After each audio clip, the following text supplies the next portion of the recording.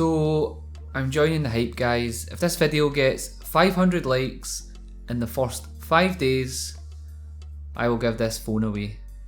What's up guys, it's your favourite Scotsman Ryan here, and a load of YouTubers recently have been reviewing super cheap handsets from China, and I was pretty curious and went ahead and picked one up myself.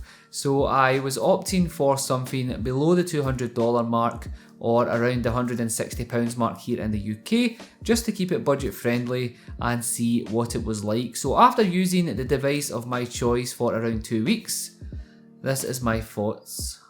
So the handset I picked up is the Vernee Mars, and as mentioned you can get this for under $200 in the US and around £170 here in the UK, so it won't really blow the bank.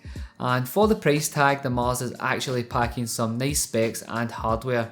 You get the octa-core Helio P10 processor, 4GB of RAM, a 5.5 inch 1080p display with a PPI of 401, and it is also covered in Gorilla Glass Free.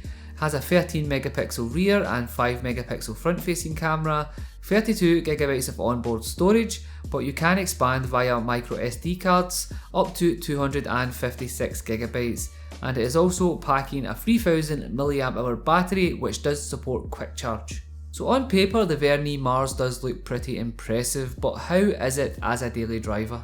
Well, first of all, the build quality is outstanding. Like most devices these days, we have a full aluminium body that feels great in the hand and is really premium. One thing to note though, is like most metal handsets, it is slippery as hell, so a case is advised. One-handed usage will be a problem for those with small hands as well, so just bear that in mind. But I had no trouble overall. So let's do a quick tour of the device. On the bottom you will find the USB Type-C port, speaker, and of course a single hole for the microphone. I don't know about you guys, but my OCD wishes that they had just drilled 4 holes on each side just to keep things symmetrical, as this kind of bugged me every time I looked at it. The single hole for the microphone does seem a little pointless, but I digress. On the right hand side you will find the volume keys, a textured power button and a fingerprint scanner, and on the left you will find the dual SIM or SIM plus micro SD card slot, and lastly up top you will find the headphone jack. Just to note, all of the buttons are metal and feel great to press, and the fingerprint scanner is pretty accurate, but honestly it's nowhere near as fast as some of the more premium handsets out there like the iPhone or your Samsung Galaxies, but it definitely does get the job done. And after the recent update to the device, it pretty much registers every single time. So moving on to the 5.5 inch 1080p display, I have to say it actually looks pretty nice. The colours and saturation are well balanced and it gets bright enough for most situations, but it does struggle a little in direct sunlight. Watching YouTube and playing games on this panel was an absolute pleasure. The super small 0.1mm bezels give a great experience and make for a more immersive experience as well.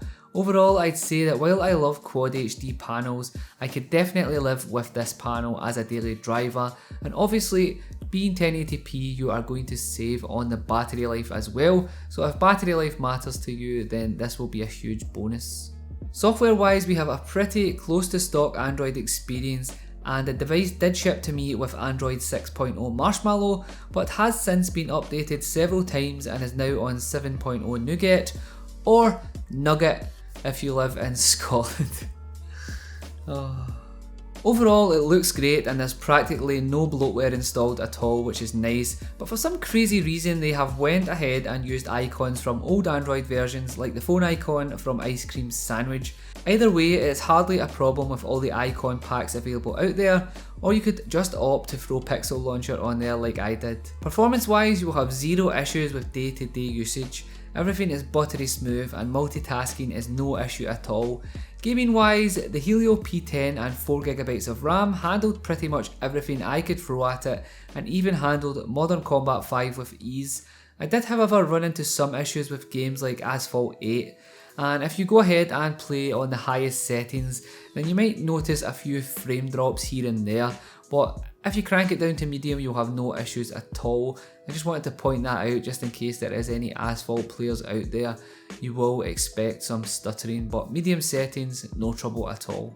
So now onto the camera, and being a budget handset, I honestly wasn't expecting any miracles from the 13 megapixel shooter, but images in good light actually turned out to look not so terrible. They did lack some sharpness and looked a tad washed out at times, especially when you view them on a large screen like a monitor, but for those who just post to social media, they should look fine after a little tweaking. So as you would expect, when it comes to low light, the shots did start to fall apart and grain creeps in, so I would definitely avoid shooting in low light when possible. The front facing 5 megapixel shooter is also not too bad and does a good job, and if you like a selfie, I'm pretty sure you won't be disappointed. So the 3000 mAh battery definitely impressed me and was good for around 5 to 6 hours of screen on time, or in day-to-day usage it got me through a whole day without any trouble at all, and that is primarily thanks to the awesome standby time. You could leave this on the nightstand overnight and it would hardly drop any percentages at all, so that is a massive bonus if you ask me. So let's go ahead and wrap this up. The Vernee Mars is definitely an interesting smartphone that does face some tough competition in its price bracket, but also packs some great features. The build quality and screen are fantastic, while the camera leaves much to desire. Is it worth $200 or £160 here in the UK? I will leave that up to you to decide. I definitely like this handset and I am pretty glad that I went ahead and picked one up just to test it out. If you guys want me to go ahead and try and pick some other of these Chinese manufactured devices etc. up, let me know down below in the comment section. If you have any recommendations, also let me know. As always guys, thank you so much for the support, I really appreciate it. And as always, stay safe, be kind to each other, and I will catch you on the next one. Peace!